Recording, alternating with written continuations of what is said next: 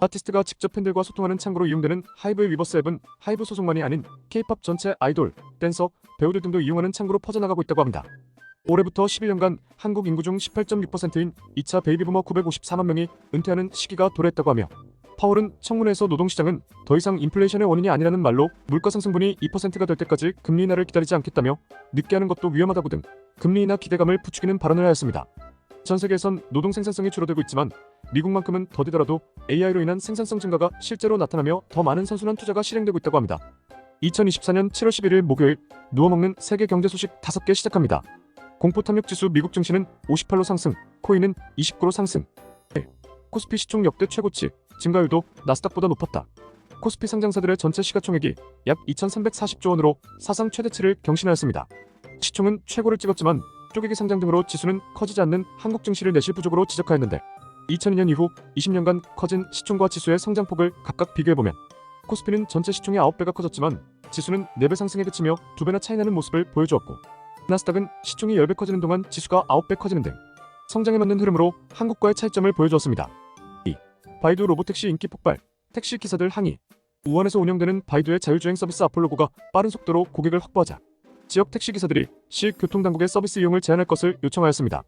중국 최대 포털 사이트 운영사 바이두는 우한에서 약 500대의 자율주행차를 운영하고 있고 올해 말까지 차량을 1000대까지 늘려 손익분기점을 넘어설 것으로 기대한다고 전하였는데 우한의 한 택시회사인 우한지엔셔교통은 159대의 택시 중 4대가 수입 감소로 인해 4월부터 영업을 중단했다며 로보택시가 서민들의 일자리를 빼앗고 있다고 비판한다고 전하였습니다. 우한 시민들은 로보택시가 신호에 너무 느리게 반응한다고 주장하는 등 300건 이상의 불만을 제기하기도 하였는데 현재 아폴로고는 베이징과 선전, 충칭 등 중국 내 3개 도시에 제한된 지역에서만 운영되고 있지만 바이두는 올해 말까지 100개 도시에서 아폴로고를 이용할 수 있도록 할 계획이라고 설명하였습니다. 3. 골드만삭스도 RWA 코인 시장 진출, 3종 펀드 출시 예정. 대형 투자은행인 골드만삭스가 암호화폐 시장에 본격 뛰어든다는 소식이 전해졌습니다. 올해 안에 토큰화 자산 프로젝트 3개를 선보이며 한 개는 미국 펀드 영역을 겨냥하고 다른 하나는 유럽 채권 시장에 초점을 맞출 것이라고 포추는 전하였는데 토큰화된 자산을 위한 마켓플레이스도 준비하고 있다며 실물 자산을 토큰화하는 RWA 코인 산업은 앞서 블랙록의 비들 등 템플턴, 피델리티도 뛰어들고 있다 전하였습니다. RWA 코인 관련 내용을 짧게 알고 싶으시다면 24년 6월 28일 칼럼 5번으로 작성한 코인 덕분에 성장하는 산업들에서 4번 비들 내용을 보시면 도움되실 것 같습니다. 4. 배민, 중개 수수료 음식값 9.8%로 인상. 배달의 민족이 다음 달부터 배달 중개 수수료를 음식값에 10.8%를 부가세 포함 부과에 적용한다고 전하였습니다.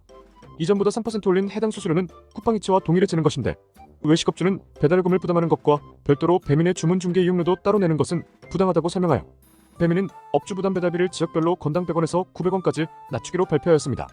다만 배민의 이번 수수료 인상은 수익성 강화를 위한 조치로 풀이되는데 배민 운영사 우아한 형제들의 이국관 대표가 지난 2일 사임한 이유가 독일 모기업 딜리버리 히어로 DH로부터 수익성을 높여야 한다는 강한 압박을 받으면서라는 갈등의 이유가 우세한데 DH는 최근 유럽연합에서 반독점 관련 벌금 약 6천억 원 이상을 부과받을 상황에 처하며 장중 주가가 17% 빠지기도 하는 등 힘든 하루를 보내고 있어 우아한 형제들이 전년 대비 매출이 3.4조로 15.9% 증가와 영업이익 7천억으로 65% 늘은 상황에 DH가 작년 배민 인수 이후 배당금으로 4천억 원이 넘는 금액을 가져간 것처럼 이번에도 좋은 기회로 보고 있지 않을까라고 말이 많다고 전하였습니다. 5. 한국만 GDP 대비 부채가 증가 중. 가계, 기업, 정부 부채를 합한 GDP 대비 부채 비율이 OECD 주요 회원국 중 한국만 늘고 있는 것으로 나타났습니다. 가장 큰 이유로는 주택담보대출 등 가계대출로 19년 이후 오늘날까지 약 6년간 코로나든 고금리 여파든 23년 초 두세 달을 제외하고는 5년 넘게 증가만 있어온 것인데 정부의 무한 부동산 사랑으로 찍어내기식 대출 지원과 부동산 지원 정책 등으로 23년 한국의 부채는 약 6천조를 찍었고 24년 5월 자료에선 주담대 870조, 기타 대출 237조로 가계대출 1100조 시대를 열었다고 합니다. 24년 5월 한국의 생산, 소비, 투자가 10개월 만에 모두 감소를 보여주었지만 집값만은 오르는 특이한 상황에서 집을 사지 말라가 아니라 투자해도 좋은 시기가 있듯 본인의 자산이 10조 원이 있는 부자라면 부동산을 지금 사고 싶으신지 넓은 관점으로도 생각해보셨으면 좋겠습니다. 오늘의 한 줄. 아티스트가 직접 팬들과 소통하는 창구로 이용되는 하이브의 위버스 앱은 하이브 소속만이 아닌 K-팝 전체 아이돌, 댄서, 배우들 등도 이용하는 창구로 퍼져나가고 있다고 합니다. 가상 남자 아이돌 플레이브는 올해 3월 최초로 국내 음악방송 1위를 차지하며 현재 일본 진출까지 진행 중이고 NC소프트는 10년 만에 첫 영업적자 전망 얘기가 나오고 있으며 나 혼자만 레벨업으로 상반기를 성공시켰던 넷마블은 하반기엔 7개의 대제 키우기를 진행 중이라고 하는데 한국의 1차 베이비부머 705만 명이 15년부터 8년간 은퇴하며 경제성장률 연간 0.33%씩 하락시켰다는 통계가 있고 올해부터 11년간 한국 인구 중 18.6%인 2차 베이비부머 954만 명이 은퇴하는 시기가 도래했다고 합니다.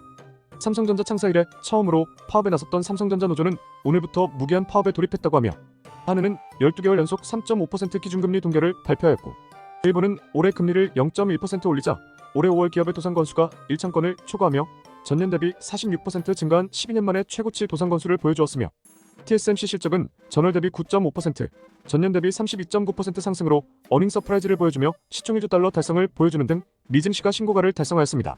미국채 3년물 80.3조 원치 입찰이 4.399% 이자로 견고한 수요를 보여주었고 바이든은 멕시코를 통해 경유해 오는 중국 철강에 25% 관세를 부과하겠다고 발표하였으며 오픈AI 이사회, 마소와 애플 등은 반독점법 우려의 참관을 포기했다고 합니다.